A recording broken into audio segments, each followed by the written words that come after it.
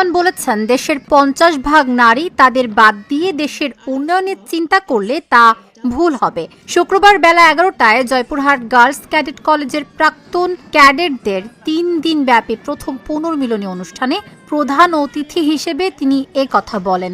প্যারেডে অংশগ্রহণকারী ক্যাডেট ও প্রাক্তন ক্যাডেটদের সফলতা ও উত্তরণের সমৃদ্ধি কামনা করে তাদেরকে দেশ সেবায় আত্মনিয়োগ করার আহ্বান জানান সেনাপ্রধান। তিনি আরো বলেন, ভালো মানুষ হতে হবে, নীতি নৈতিকতার সাথে কাজ করতে হবে। দেশ নারী নেতৃত্ব চায়, নারী ক্ষমতায়ন চায়, সেজন্য নারীদের দক্ষভাবে গড়ে তুলতে হবে।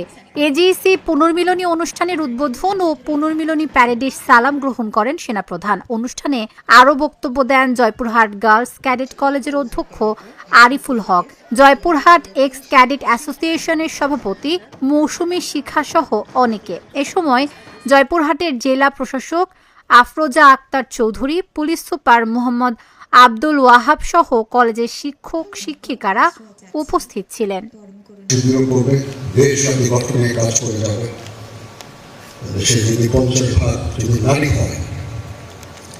তাদের ছাড়া যদি আমরা চিন্তা করি দেশ এবং জাতি উন্নয়নের শিখরে উঠে যাবে, তাহলে সেটা একটা ভুল হবে। আমরা অনেকেই স্বশিক্ষিত হই, সুশিক্ষিত হই না।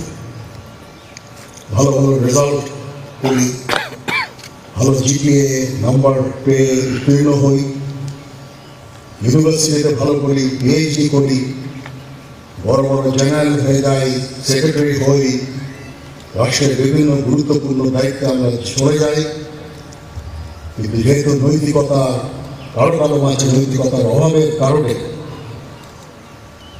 আমরা খুব একটা ভালো কাজ করতে পারি না। সেই নৈতিকতা হচ্ছে অত্যন্ত গুরুত্বপূর্ণ। খালি ভালো ছাত্র স্টুডেন্ট রেজাল্টে ভালো হলেই হবে না, আমাদের সবাইকে ভালো মানুষ হতে হবে। সে উদ্দেশ্যে এই ক্যাডেট কলেজ কাজ করে যাচ্ছে। নৈতিকতার শিক্ষা দেওয়া, সততা, নৈতিকতা এগুলোর শিক্ষা আমরা দিয়ে চলেছি। সেটা যদি আমরা তোমাদের মধ্যে ঢোকাতে পারি, তাহলে অবশ্যই আমি মনে করবো এই ইনস্টিটিউশন সফল। এবং যার বড় একটা উদাহরণ আমি দেখতে পাচ্ছি, এখানে বিশাল সংখ্যক এক্স ক্যাডেটরা আছেন, যারা সমাজে বিভিন্ন জায়গায় অত্যন্ত গুরুত্বপূর্ণ ভূমিকা রেখে চলেছে। আমার অনেক স্বপ্ন এই ধরনের আরো অনেক ইনস্টিটিউশন করা, দেশ এবং জাতি গঠনে আরো কাজ করে যাওয়া।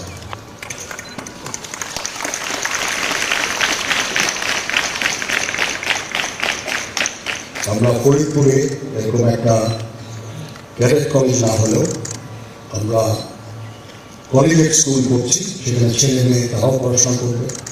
আমাদের খুলনায় একটা এরকম ক্যাডেট কলেজিয়েট স্কুল আছে, মিলিটারি কলেজিয়েট স্কুল, সেখানে ছেলে মেয়েরা পড়াশোনা করে যাচ্ছে। এরকম আরও নূতন নূতন এ ধরনের প্রতিষ্ঠান ইনশাআল্লাহ আমরা ভবিষ্যতে আরো করব।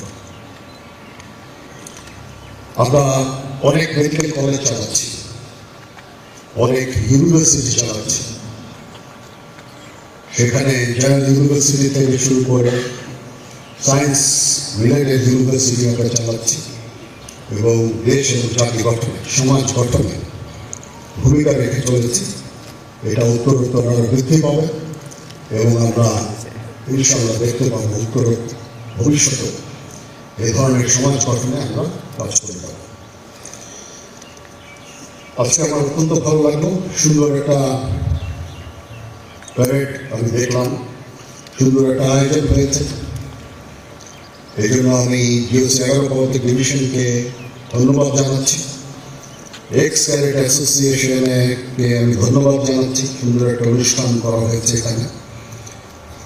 এই অনুষ্ঠানের উদ্দেশ্য খালি একত্রিত হয় না, এই কলেজের উন্নয়নের জন্য কাজ করে যাওয়া, এদের যে বর্তমান শিক্ষার্থী যারা আছে, ক্যাডেটরা আছে, তাদেরকে অনুপ্রাণিত করা, যেন তারাও একটি পথ ধরে এইভাবে সমাজের বিভিন্ন জায়গায়, গুরুত্বপূর্ণ জায়গায় নিজেদের উপস্থাপন করতে পারে, নিজেদের